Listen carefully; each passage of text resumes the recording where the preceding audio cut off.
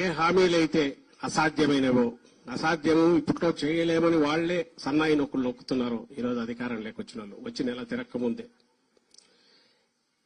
రాష్ట్ర ఆర్థిక పరిస్థితి ఘోరంగా ఉందన్న వాళ్లే మరి తెలిసి ఎందుకు అలాంటి అసాధ్యమైన హామీలు ఇచ్చారనేది సమాధానం సంజాయిషి ఇవ్వాల్సిన వాళ్లే.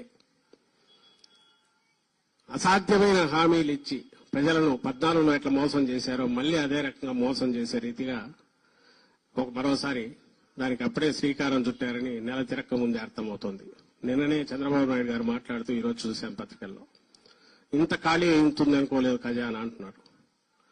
అన్ని ఇప్పుడే కావాలని అందరూ ఆశపడుతున్నారు, మరి కష్టమయ్యేట్టుందని చెప్తున్నారు. మరి 6 నెలల ముందు కూడా ఆయనకు తెలుసు ఇదే సంగతి.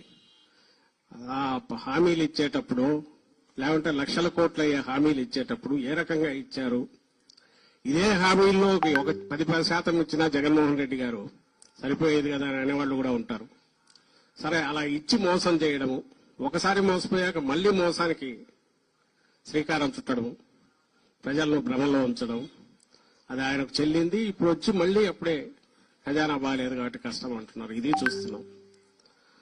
మరోపక్క ప్రజల కోసం రాజకీయ పార్టీలు పనిచేస్తుంటే ఓటమి రాజకీయాల్లో గెలుపోటములు సహజమైనప్పుడు ఆ రోజు జగన్మోహన్ రెడ్డి గారు గత 5 ఏళ్లలో తన పరాని చూడకుండా, కులం చూడకుండా, ప్రాంతం చూడకుండా, పార్టీలు చూడకుండా అందరికీ ఒకే అర్హతే ప్రామాణికంగా ఆయన సంక్షేమ పథకాలు కావచ్చు, ఇంకోటి కావచ్చు ఇవ్వడం, రాష్ట్రాన్ని మొత్తం ఎన్నికలనేవి రాజకీయాలనేవి ఎన్నికల వరకే ఉండాలి, తర్వాత అవి ఉండకూడదు అనుకున్న నాయకుడుగా ఆయన వ్యవహరిస్తే ఈరోజు వచ్చిన రోజు నుంచి రాష్ట్రంలో అరాచకం ఎట్లా సృష్టిస్తున్నారో, ఒక రావణ కాష్టం ఎట్లా చేస్తున్నారో, పని కట్టుకుని వైఎస్ఆర్ కాంగ్రెస్ పార్టీ కోసం పని చేసినా లేదా ఓటు వేసిన వాళ్ళని కూడా వదలకుండా ఎట్లా దాడులు చేస్తున్నారు, వ్యవస్థ మొత్తం ఎట్లా నిర్వీర్యం అయిపోయిందో అది కూడా గమనిస్తున్నాం.